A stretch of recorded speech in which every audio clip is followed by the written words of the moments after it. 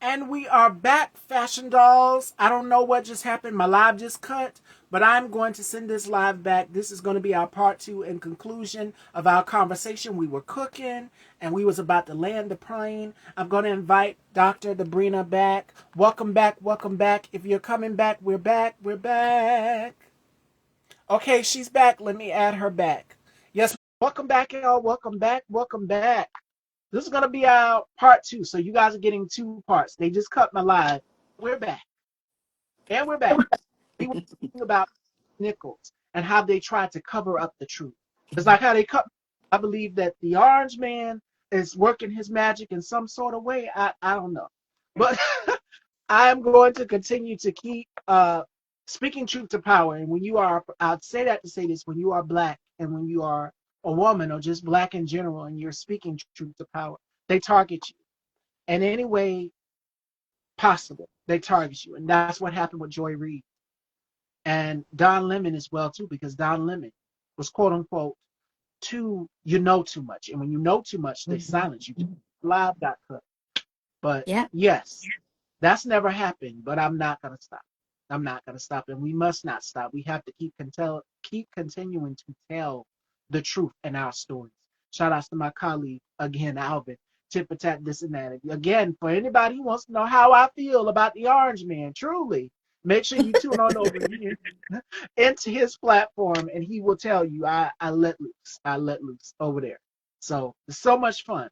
But this was gonna be our wrap. We were close to wrapping. We were cooking, and we were talking about being truth tellers. But before we go, I'm gonna do a game here with Dr. Dabrina, and the game is called Woman to Woman. Okay. And she gets to ask me questions as a black woman on things that I feel, and I get to ask her questions as well too. So the new game is called Woman to Woman, and we get to talk about our experiences as black women. And so through our Mhm. questioning, we get a better understanding. So I'm going to pass the microphone on down to Dr. Dabrina here, and she can ask me some questions. Take it away, girl. Okay, let's see. So Miss Stevie, are you based like what region of the country are you based in? I'm in South Carolina, and that's why we click so well because of the Southern hospitality, the Southern thing. And my colleague Alvin Tippertat, this and that, he's in the Texas areas where as well too, and Okay. it's the Southern hospitality. I don't know what it is in the water about South Carolina and Texas, but you get that warm welcome from us. Yes, hmm And I was going to ask you, being a woman also in the South, and I would consider yeah, South Carolina because it's a smaller state to yeah. be maybe considered a maybe in some ways more Southern as far as like culture and things like that.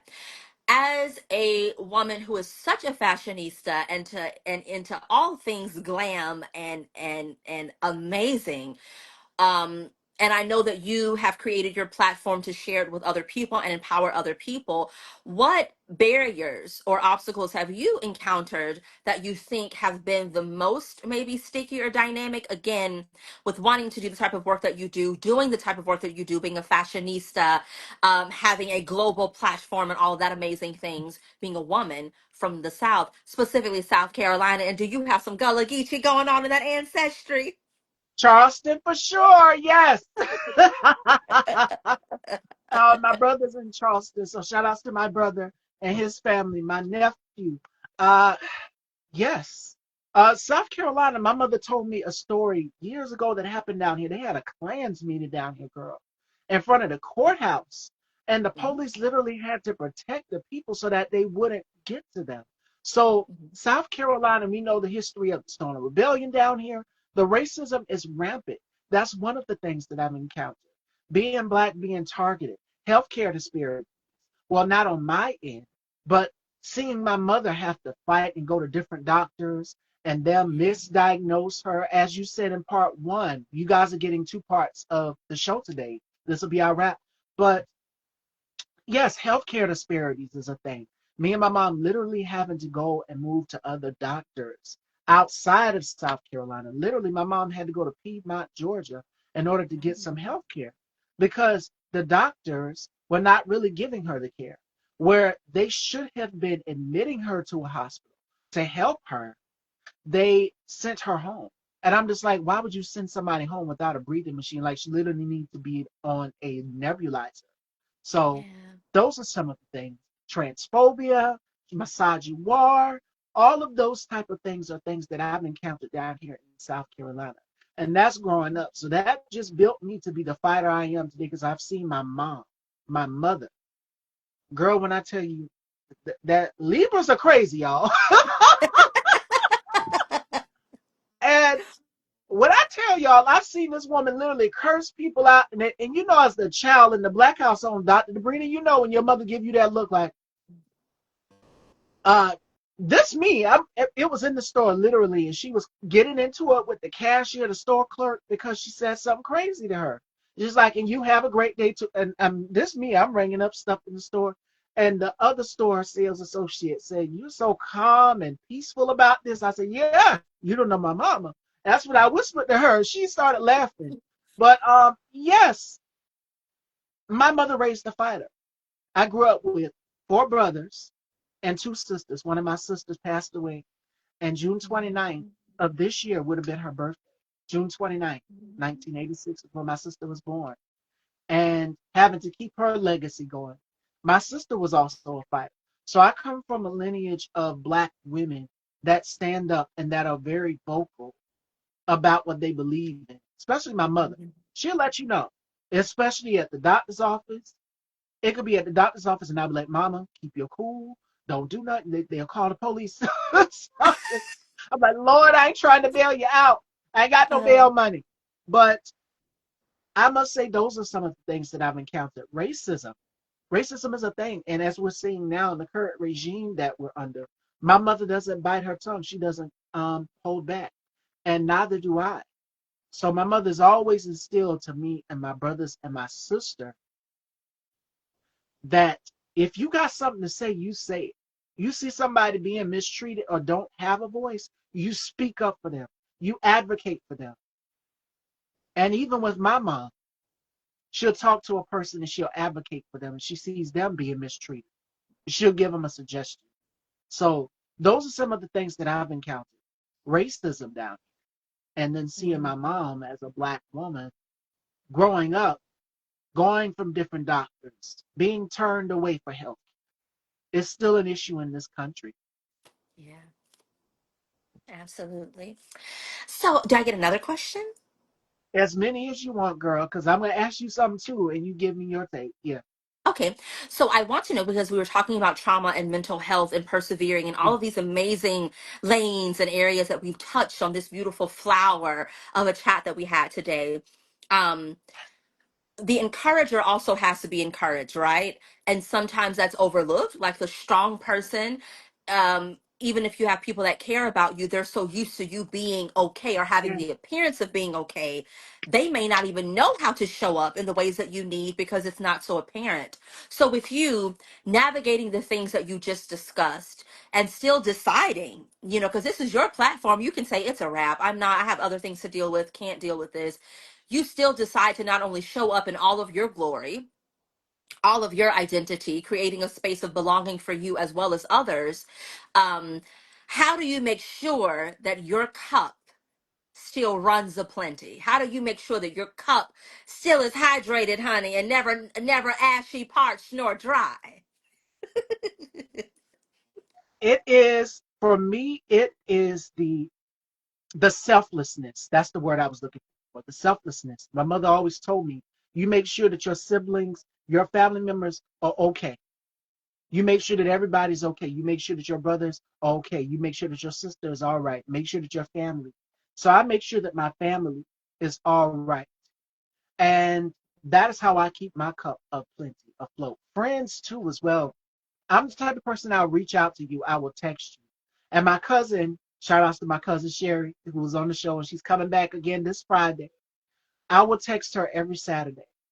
And we have a family group chat where we will keep in touch with the family, the cousins. I've got cousins in Delaware that are coming down pretty soon that I didn't know about that my mother just told me about as well too.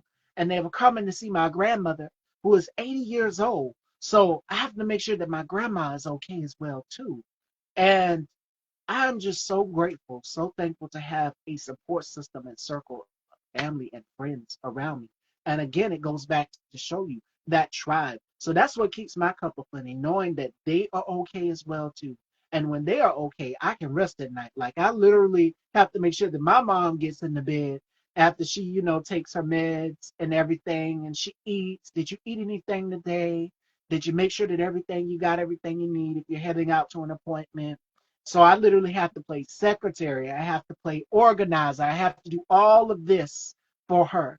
So that's how I keep my cup afloat, knowing that she's okay and knowing that family is okay. That's what keeps me going. And that gives me the strength to go even more. So thankful for family overall. Yes, yes, yes. Okay, we'll pass it to you. Yes, yes, yes, yes.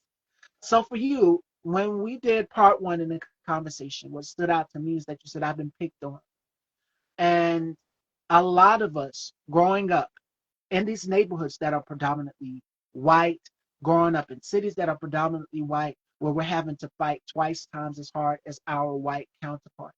My question that I would ask you, woman to woman, in this section we call woman to woman, would be what advice would you give to young girls and young black and brown boys and girls on Hmm. pushing through obstacles in a time where we're seeing everything being erased that is black?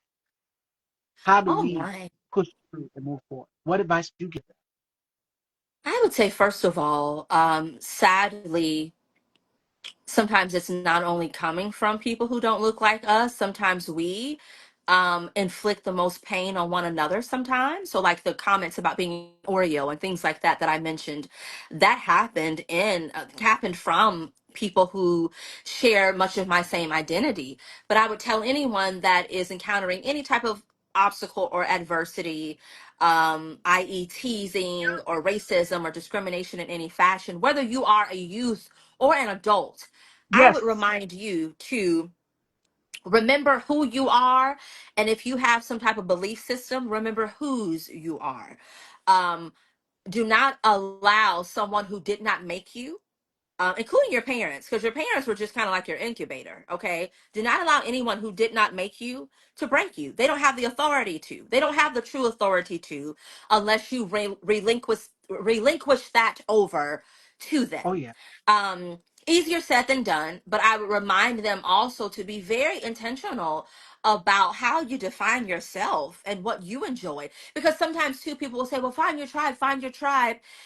And finding like-minded people, that is of value. But if you also feel poorly about yourself, if that bad stuff that people have said or done to you, if it's made little perforations in your soul, and then you're not even showing up as wonderfully as you could for yourself and you don't know it, you're still going to Yes. attract something not so good or tolerate something not so good at some point. So I would say, you know, the more that they try to tell you what you're not or whatever else, take time in the mirror to remind yourself of what you are, what you believe Yeah. in, what works well for you, even if you are in the midst of despair.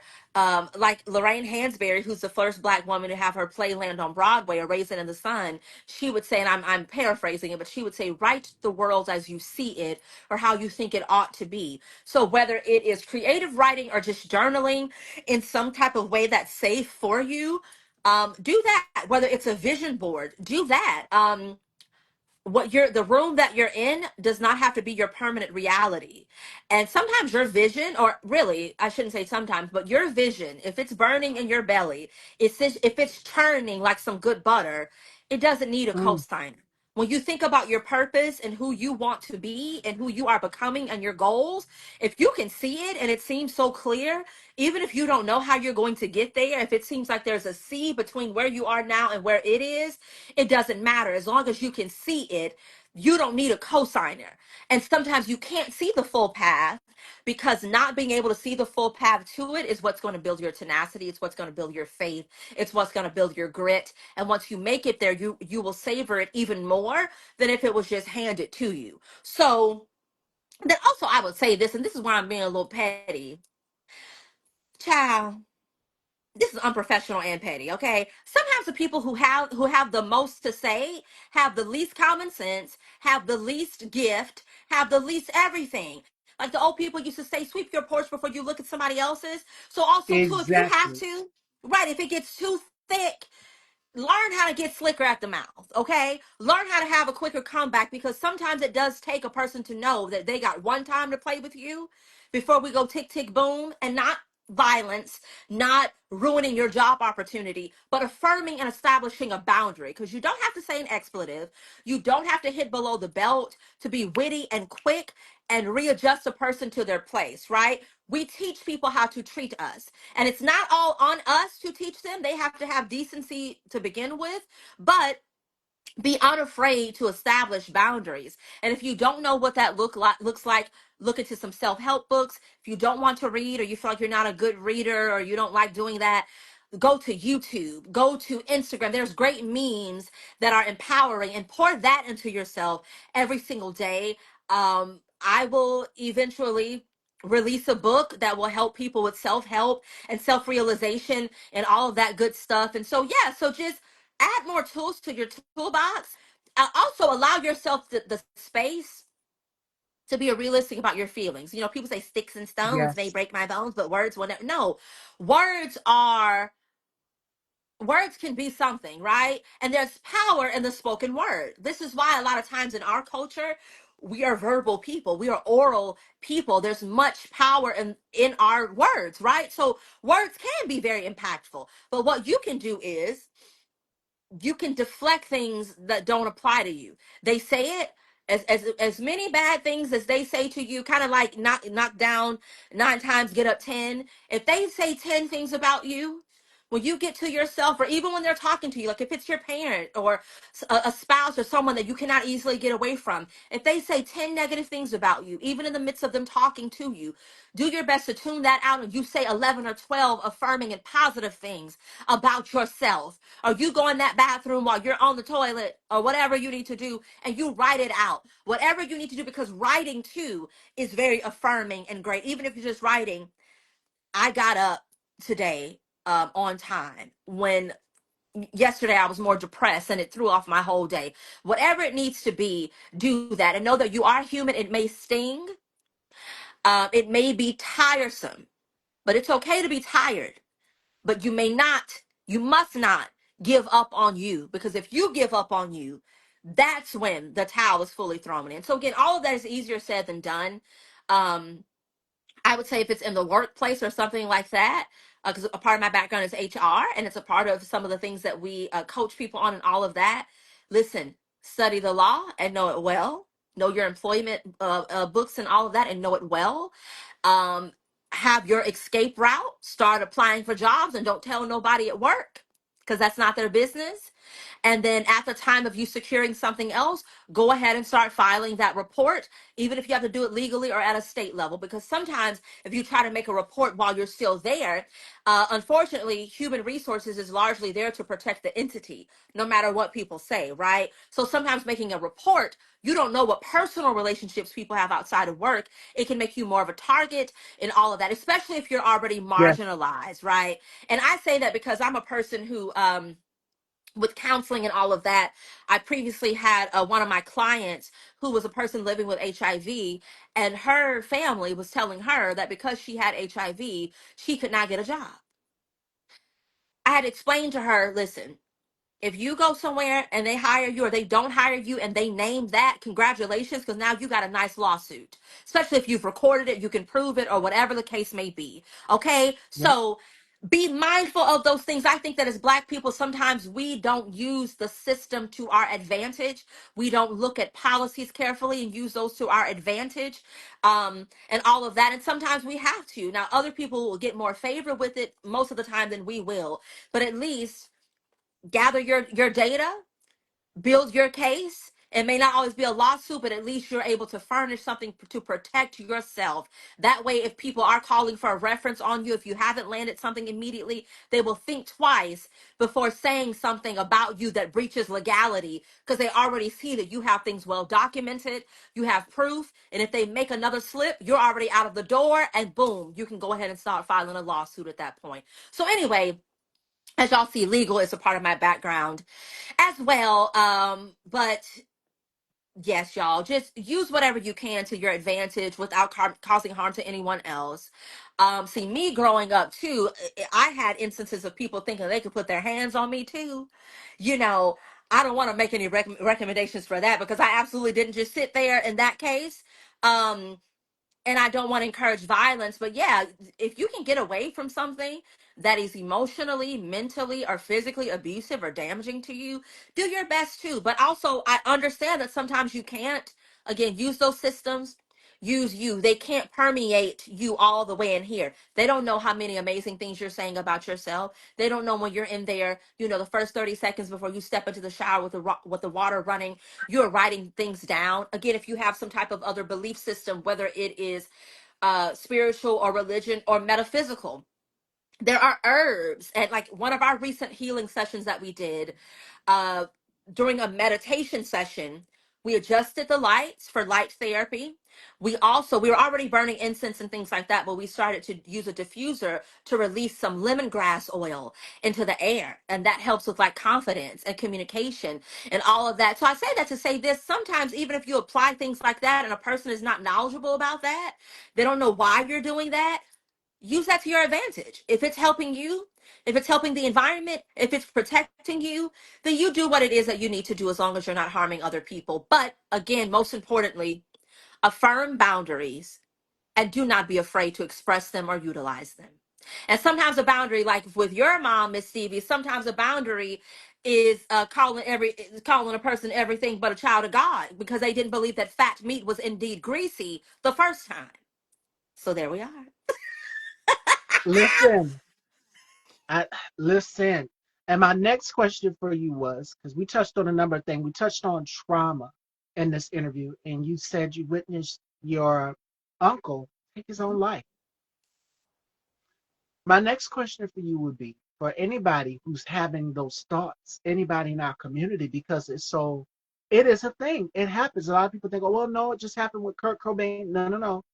Phyllis Hyman, who's one of my favorite singers, Mhm. took her own life.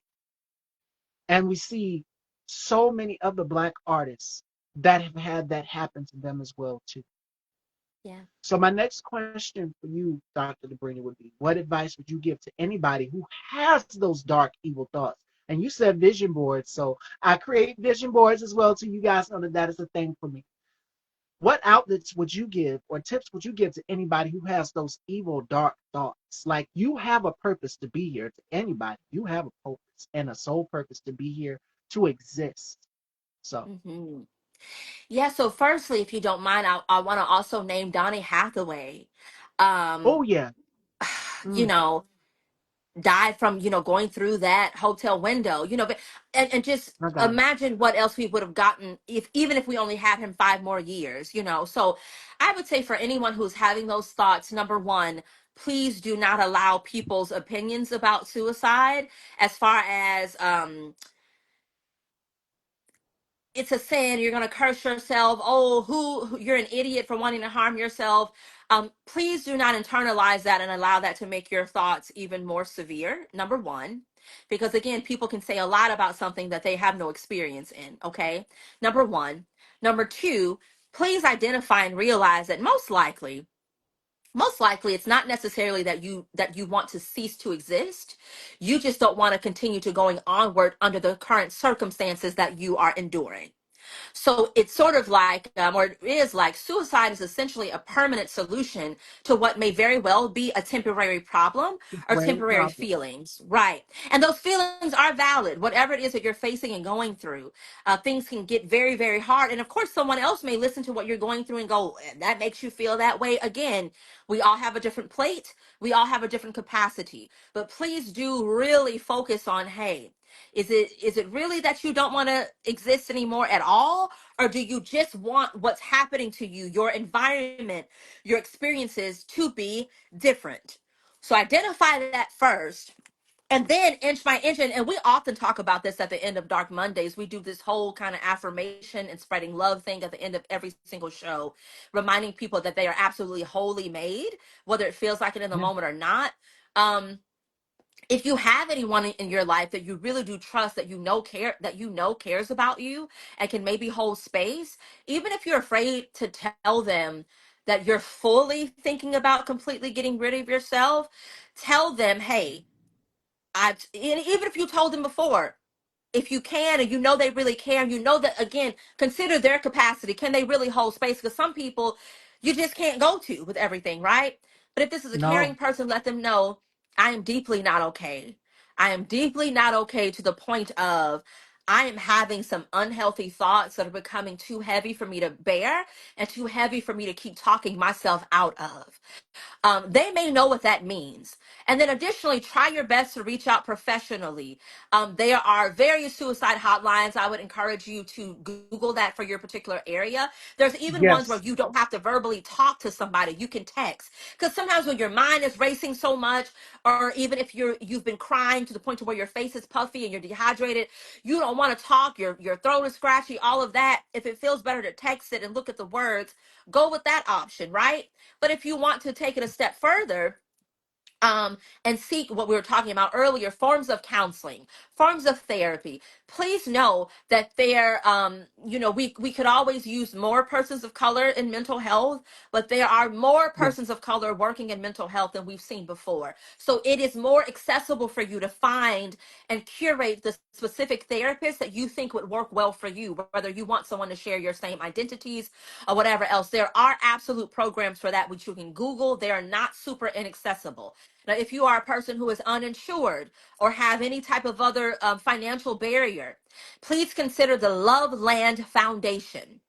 Love Land Foundation is specifically for persons of color, possibly specifically black. Just, Google it, because that particular detail is escaping me right now. But you get to apply. It's a very quick application. You don't have to talk to anyone. You get a certain amount of hours for free for counseling that you have up to a year to utilize. So it at least gets the ball rolling for you. You'll be able to talk to a consistent person that you get to choose.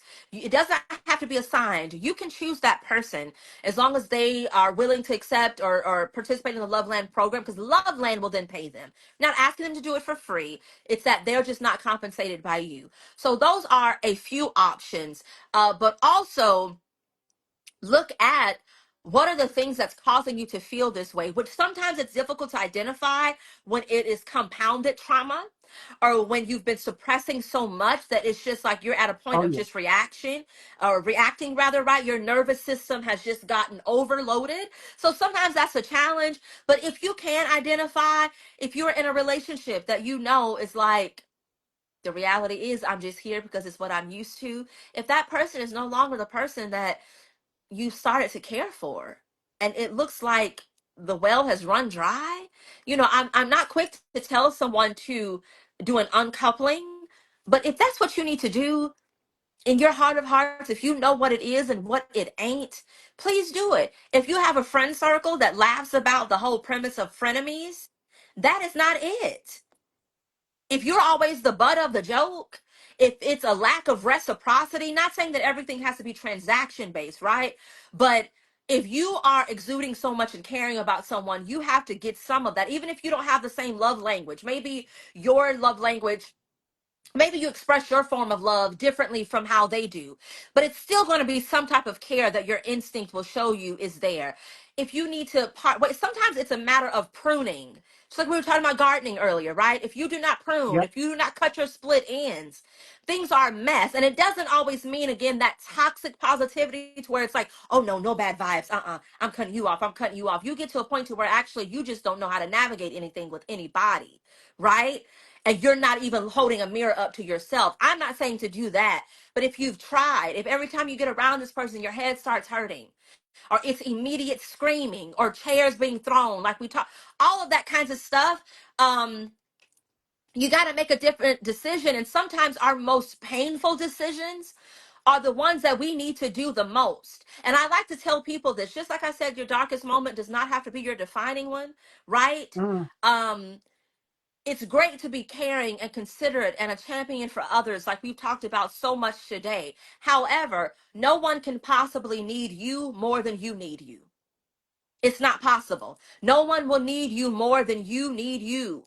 So please, like Cat Williams has said before, you got to be your starting player. You have to, and that doesn't mean to have an imbalance of complete selfishness, but you got to look out for you in some capacity, which is how we talked about soft Oh girl yeah. era and all of that. Because as Black people, we carry guilt around doing what's best for us, or doing what people don't understand, or what doesn't fit in a line. No, no, no, no, no. You need to do that. If you are a marginalized person, if you are a member of beyond ethnicity, if you are a person living with disability or I'm a person living with invisible disability, right?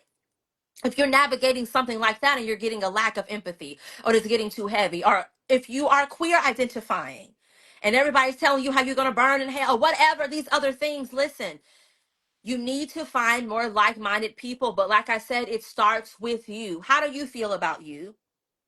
How do you want to set up your life? It's not going to happen overnight, but start doing that, right? Think about how your nervous systems respond to things. If you know, if you live in a household where people love those blackout curtains even during the day, and as soon as you walk in, it messes with you, maybe you need to open your blind. As you see, well, you all can only see this portion. I'm at home right now, not in our studio, because I wanted to just, be on the couch with y'all today. But I do not have curtains right here. These are some of this is and this is my den area.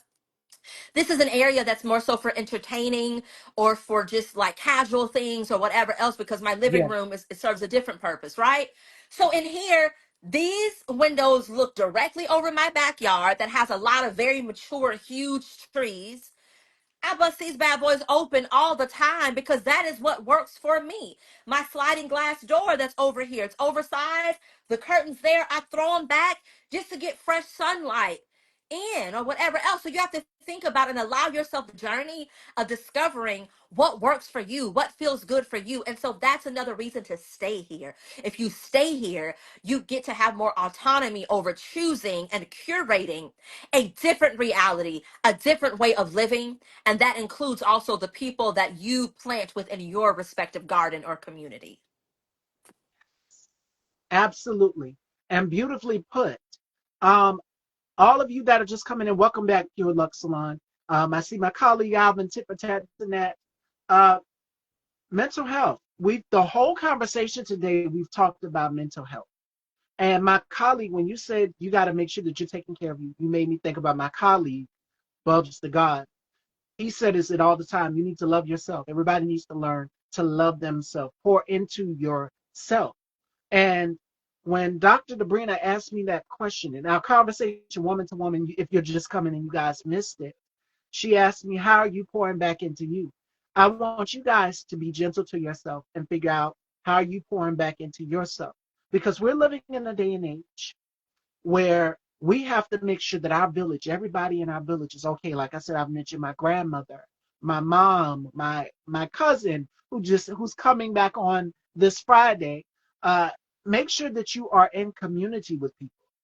And the community that I have surrounding me, we all check on each other. We have to make sure that everybody's okay. Make sure that you phone a friend, a neighbor. That's my mom. See? No, I didn't. Um, I'll figure it out when I come out. I'll work on it when I get out.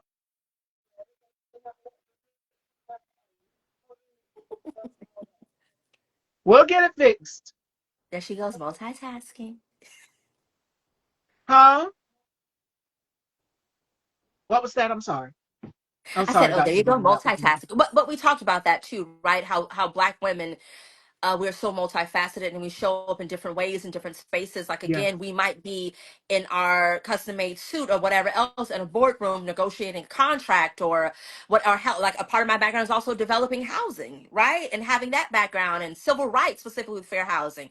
But also I might be helping to part my niece's hair and put braids and beads in it. Or somebody may call me like, can you cook me a gumbo or cook those collard greens with a cornbread? We show up in different spaces and places, right? I'm also a person, like, despite of my credentials, my close people to me, I'm the person that they call when they're scared or something looks like a dangerous situation or whatever else too. And so I was just saying that with you loving on your mom and still prioritizing her even in the midst of being live, that's often our reality. We got to show up and know how to be the different and various versions of ourselves at a moment's notice, or all the time. So to me, that moment that you just had with your mom is actually endearing, and to me it's right on topic of so much of what we've been talking about today. And girl, she called in one of my interviews live. The artist, one of my guests was like, put her on. I'm just like, okay, let's hear her. So yes, you guys will hear her from time to time. I talk a lot about my mom and what she means to me, but that's what I'm saying. Being able to have that balance and how it works so well. And that's one thing that my mother has taught me is that you have to be able to find balance. Like earlier today before our interview, she went to go pick some flowers because she's got a green thumb. I'm not really a green thumb person, but she's got a green thumb to make things grow and produce them and has a whole garden outside. So I was very patient. I was sitting in the car. She's like, "You're so patient with me." I said, "Yeah, you're my mom. Why wouldn't I be?" I said, "I don't got nothing but time. Go ahead and get your flowers. Get the things that you need." And that's what I Yes. told her. So yeah. Awesome, awesome, awesome. And that concludes our woman to woman segment, Fashion Dolls. This conversation was so good. But before we let you go, Dr. Dabrina, what is next in your chapter, and any words or gems to just creative souls and like minds who watched both parts of our conversation? Because part one is loading as we speak, and this one will go up also as well to part two. So, what advice would you give to anybody, and what's next in your chapter? Awesome. Sorry, there's a little gnat bothering me. I would say, and this is a quote that I often include in speaking engagements because I do that too, or sometimes I'll put it in my bio for different purposes. But I often say, or and encourage others, live on purpose, and your purpose will live on.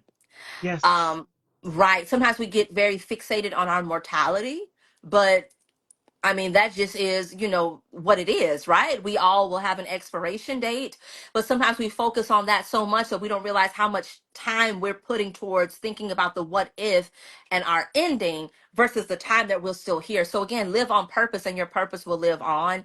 Your purpose can also guide you to, or your passion can often guide you to your purpose. And to me, that purpose, sometimes that's where a lot of joy may be found for you. So I encourage people, it doesn't always look pretty. It may not always be a linear path, but lean into that because you owe yourself the opportunity to at least give yourself a shot and a chance. Okay. I would say that. I also want to shout out any of my fellow Virgos, especially my August Virgos, because we were talking about Beyonce, who's a Virgo, Yes. like Michael Jackson is an August Virgo. And so I haven't been I've treated August a little light intentionally because it is my birthday month. And again, speaking of trying to be even more increasingly intentional about self-preservation and self-care, because the thing is, being productive isn't always, again, being that workhorse. Sometimes being productive is I'm going to spend 30 minutes on this task, and whatever's not finished today is going to wait until tomorrow because I'm going to prioritize Yes. getting back into this garden or going to the beach or whatever else. Of course, having the balance of still being responsible, because sometimes you can think you're being productive and you're spinning in a circle because you're not in the headspace to be working on this, or you're not healthy enough right now to be pushing so much, so you're making yourself more ill, whatever else. So having that balance. So Miss Stevie, you're very special because I went ahead and did this interview in August. Yes. So, you know, so I would say that as far as what we have coming up next, we have an assortment of things coming up. We're going to do the soft launch of our new studio space. We moved spaces. So we're hoping to do that by early September. Okay. We have an event coming up this month that is similar to an event that we did in December that had just people coming together, creatives coming together, music, live music, different things like that. So we're going to have that. By late this month, and we will publish more about it and all of that. We didn't do it super in advance because we're only taking a very tiny, tiny, tiny crowd for that. So we'll be knocking that out of the park in September 6th and September 13th. We have our project entitled The Broth in Which We Brew, which is focused it's very rooted in ancestral work, as in Grandma's Bible, that's a relic. So empowering at the community level, hey, you don't have to have a PhD like me to be a researcher, to be a griot per se for your family, your grandmother, and other people. You Mm. all have things that can be considered relics. It's just a matter of identifying that. And how does that tie into remnants of our identity? Um, this project will also focus on looking at our cultural foods and how those foods like gumbo, it holds so much history and stories, right? What's the, excuse me, the root word of why it's called gumbo? That has a whole story that goes back to continental Africa. You know, these different Oh things. yeah.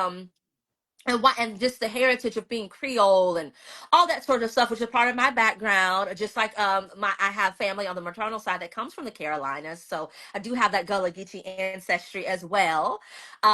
Shout outs to people like Miss Laura and Momo, who are some of my ancestors who I didn't get to meet, but I absolutely believe that they have their handprints all over me as far as the green thumb and loving animals and all that kinds of stuff. So we have that coming up, and it will be community facing and inclusive. So on the 6th, we're doing it in an area that's very predominantly Black. And on the 13th, we're doing it in an area that's predominantly Latino. So people will have the chance to not only witness some performances and actually be in community within the community, unorthodox performance spaces, but they will be guided through and supported through, hey, you want to create a quick song or poem or anything else like that. And that is kind of riding the wave off of a national project that we were a part of that ended like late March, in which we did some of that and we saw how much the people wanted more of that. And so we've expanded it even further. But we will personally have things on display, like a pop-up exhibition of relics from my own family, dating from the 1800s all the way through the 1990s. So like over 100 years, which is rare for us because I don't come from a financially wealthy family. So it's not like, there was someone that was paid to preserve these things. No, a lot of this stuff I inherited from my great grandmother, who I was very fortunate to know well into my adulthood. She was born in 1920 and she transitioned or transcended in 2020, and we are still kindred spirits. And so this is what this ties into. It leans into identity, because again, when we talk about remixing history or historical erasures or gaslighting, that's a version of gaslighting. Historical erasures, that's a version of that. So but if we have more community members who understand what a relic is, who understands how to better preserve original photos and all of that, then we can make it harder for people when they come in and gentrify areas, which again, part of my background is development. So hey, I know about it. I've been a part of that some. But we can do it in a way that's balanced, right? We can do good business and we can revitalize communities without completely uprooting the people who have been here for 4+ generations. So again, you know how to preserve that stuff. If you take the time to learn some of your native tongue, for instance, Louisiana French Creole is a dialect that's continuously dying out slowly to the point to where it's been renamed. Um, I'm not certain of the demographics of the people who were behind renaming it, but those types of things are a threat to culture and identity. And when that's threatened, belonging, your sense of belonging is threatened. And again, it's kind of like expecting a flower to bloom without a root. So it's those sort of things. So that's what we're utilizing this for, right? Gumbo and all these other dishes are not just fun and all of that. No, it carries a lot of stories and messages and Yep. healing and all of that within it. So we have that coming up. And then at the first quarter of the year, we will have From the Ashes, which is also ancestral, but in this expanded additional performance art experience way. So people can stay tuned for that. There'll be upcoming opportunities to audition for that here locally as well. But that one is very special to me too, because it was very inspired by my dad's artwork. So I come from artists, not just my dad, but my grandfather was a professional blues singer who had no more than a 6th grade education, but made it all the way to places like Holland and all of that, being popular. And there's still people who talk about him and feature him in museums and publish things about him and all of that. And so to me, that's ancestral. So again, the fact that my dad passed away so suddenly and unexpectedly after after already being an artist, after already having his work featured in exhibitions. And he was like me, he was a interdisciplinary artist. So not just a visual artist, but my dad played several instruments, was a vocalist at one point, had a record deal offer from Clive Davis, so on and so forth, right? So the fact that and that project that we did in March, I featured some of his work and I played a song that has his voice on it that I didn't know about until after he passed. It has a very, very popular artist that's on it as well. And I played some other music that's by a couple of my relatives that carry very cultural messages.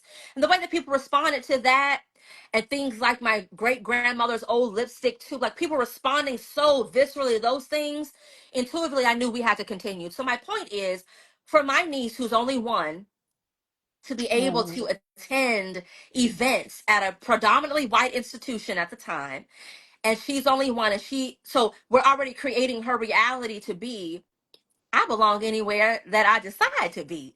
And for her, Yeah. even though she never got to meet her grandfather, to be in a space and see people going up to his artwork and taking pictures with it and asking about it and seeing other relics, it's already showing her what's possible. So it will be harder for someone to convince her of what is not possible for her. And so point is, from the ashes, we'll explore how things that are cultural, things like our art, things that have our essence, how it outlives our own mortality, if we allow it to. So I consider my dad's artwork to be relics.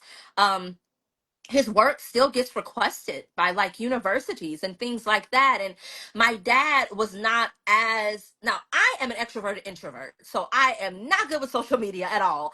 I am not like, I don't broadcast everything that I do and all of that. I'm steadily trying to improve with that and find a good balance.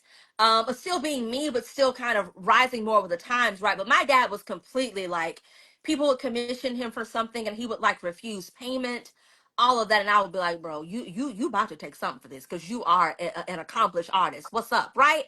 So to be able to continue showing his work, to display my favorite work that he's done, and then realize the day of the event that it had a poem that came with it, and my mom brought his original exhibition pamphlet from 1992 that I didn't remember, I was a baby and I had no idea of. Again, serendipity.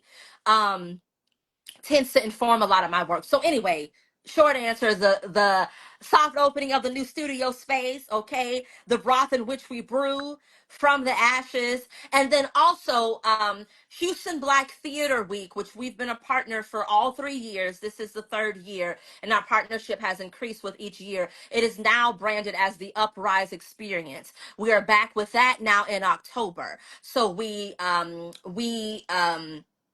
mainly are the owners of the community outreach portion and the auditions that are for Black identifying actors, but we also include BIPOC identifying or female identifying designers.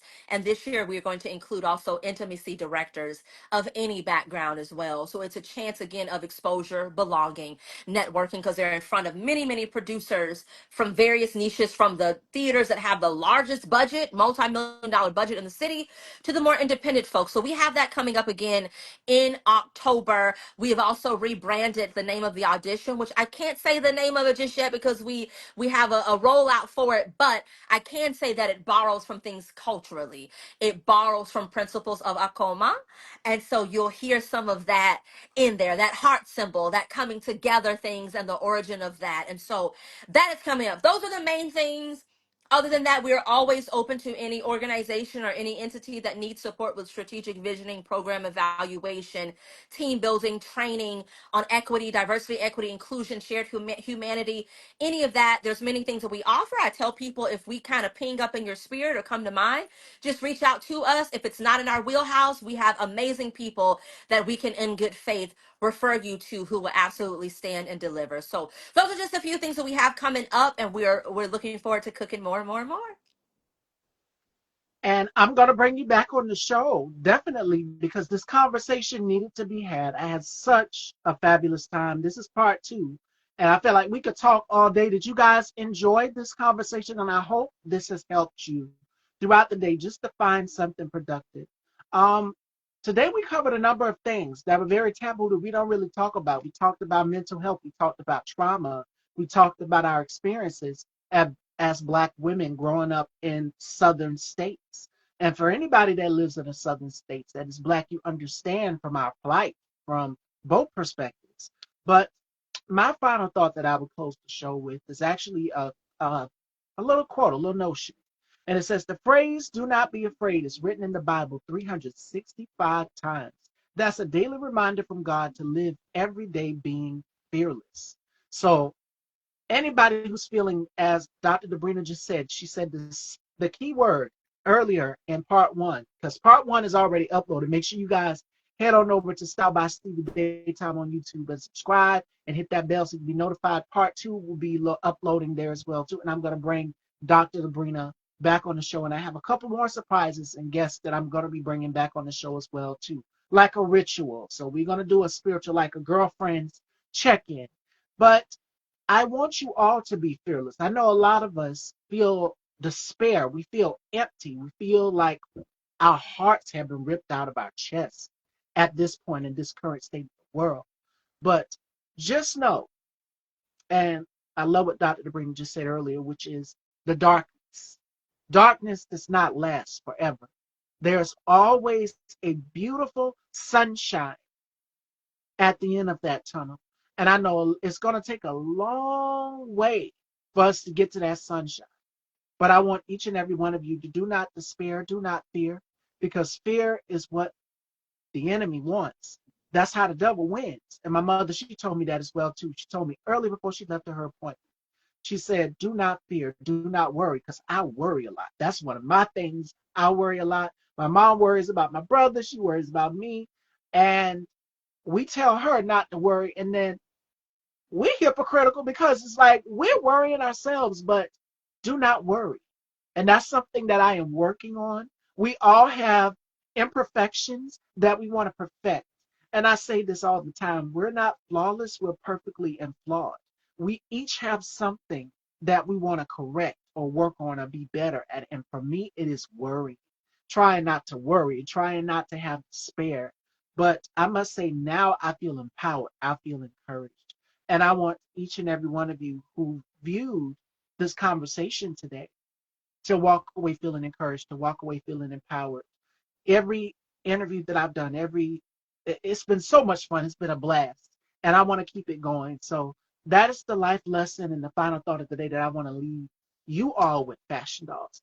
And most importantly, be intentional. Be intentional about being creative. Use your creativity and don't let it just sit idly by. If you got something you want to write, write it. If you got something you want to produce, produce it. If you got something you want to direct, direct it. Now's the time more than ever to use your voice, your platform, your creativity more than ever to make sure that Black stories are told. And as Dr. Dabrina just so beautifully put, that ancestry, that lineage is the creme de la creme of us, because Black people, we are the salt of this earth. We literally built this earth, everything, our ancestors. And it goes all the way back in time from our great grandmothers to their great grandmothers and their great grandmothers, generations to generations. And it's important that we preserve this lineage from the Smithsonian Museum all the way to the African American Museum in Paris. So it goes on and on. And we have to make sure that we are continuing to keep this legacy alive, especially when a time when they're wanting to erase, take away, preserve it, and be fearless in the pursuit. I tell you guys this all the time. Be fearless in the pursuit of what sets your soul on fire and live intentionally. Live through fire. And I'm not saying literally get up and walk through fire, but I'm saying figuratively speaking, live through fire. That means you have to have the spirit of a fighter. And we're going to get a lot of no's. You're going to get a lot of no's in this business being Black, whether you're a director or a filmmaker, but you take those opportunities and you say game on. I look at no as on spelled backwards. So when somebody tells me no, that fuels me even more to go out here and say, okay, I got you. I'm going to show you. And I think it's the Scorpio in me. Virgos and Scorpios, and that's why we click so well. It's the fighters in us. When somebody challenges us and tells us no, we always prove them wrong time and time again. And when somebody has told me no, I get up and I said, watch me, watch me. I set myself a goal and I work on completing that goal and it comes to fruition. Like Dr. Dabrina said about vision boards. And girl, when you said that, I said bingo because I love vision boards. I have at least 3 on the wall over there. And one of the words that I put on my vision board for last year, 2024, was focus. Make sure that you are staying focused, staying dedicated, being persistent. It's all coming to fruition. And I do a mental checklist each and every day of things that I've completed off of that board. So be intentional. That's what I want to close the show with today. Be intentional and be fearless. Opportunities, especially going for new career opportunities, can be scary. They can be nerve wracking. And your thing is how people are going to receive it. Don't worry about how people are going to receive it. And it's a quote from Rihanna that I absolutely love. And Rihanna, she says this: don't focus on the chaos, focus on getting to the finish line. Right now, what Alvin, the Archman, is doing is distracting us from being focused. We see the truth, we know the truth, and we got to stay focused on getting to the next generation, focused on our communities, focusing on fighting oppression, and most importantly, focus on taking care of ourselves because self-care is self-love. And I want you all to remember that. So that's what I will close the show with today, Fashion Dogs. And without further ado, Dr. Dabrina, where can they follow you, girl? Because I'm going to bring you back on. I would love to bring you back on regularly so that we can have these girlfriend check-ins. And I do something with other women called Girl Talk when Black women speak. And I would love to have you on the panel as well, too. So I'm going to chat with the other ladies and we're going to set it up because my schedule's been crazy and the ladies are like, when are we going to do another one? And I want to have a panel with 4 Black women where we all give our perspective on different things and all of our perspectives align. So definitely, we'll keep in touch. But let everyone know where they can follow you and check you out. Absolutely. So here on Instagram at Esurient Arts, we're tagged here. So please do follow us. We are further building up social media. We've been very fortunate. We are 9 years old. We've been in business for 9 years, and we've been able to do work nationally. Just through relationships and all of that, but we are now being more intentional about building up and beefing up the social media presence. We are also at Esurient Arts on Facebook. That's where we're most active. And if there's anyone who's interested in private coaching virtual opportunities, or sometimes we'll do class virtual opportunities, you don't have to live in Houston. We've done that all 9 years, and I've done that before Esurient Arts for many years as well. You can just email us at esurientarts@gmail.com. Again, that is esurientarts@gmail.com. And if I may just plug one more thing, I am a retired actor, but not really. So I am in a sequel that's coming up. It's a Scream legacy film, fan film made by professional producers and filmmakers with Zen House Studios. Again, you can look them up, Zen House Studios. You have the opportunity right now to support the film because there's some crowdfunding that they're doing. The first film right now, only on YouTube, just on that one platform, has, I think, over 7 million views. So we're doing the sequel because the people have demanded it. So go to Zen House and support that. We are well on our way into the goal of the percentages that they were hoping to do another solid film, and I'm very appreciative to have been invited into doing that. It has other professional actors who you've seen on commercials, television, all sorts of stuff. And then lastly, I would like to thank Miss Stevie. This was great. I know that initially, I know your interviews are not always like a two-parter in one day and all of that, but your questions were great, and I wanted to really be fully present with you and really respond genuinely and authentically and elaborate fully. So, with that being said, I'm honored to be here today, and I am so honored by the invite to return. We will make it happen. Yes, yes. And you guys will see Dr. Dabrina back on. This conversation was therapeutic, like you are a breath of fresh air. And I think a lot of people needed that in these dark times that we're in.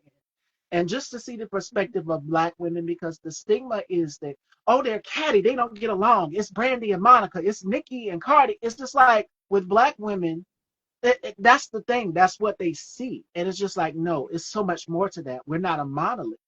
It's not always cattiness. It's a sisterhood. And I look at shows like Living Single. I look at shows like Girlfriends. I look at films like Waiting to Exhale. And it shows you black women and sisterhood. So Yes. my platform, Style by Stevie, is no different. You're going to see black women and sisterhood. I don't even know the women half the time, just from conversating and them watching my interviews. And real time reaction, you guys are seeing it. So what you see is what you get, and it's genuine friendship. So you got a sister in me, Dr. Dabrina. I got your back, girl, and I would love to have Hey. you back on.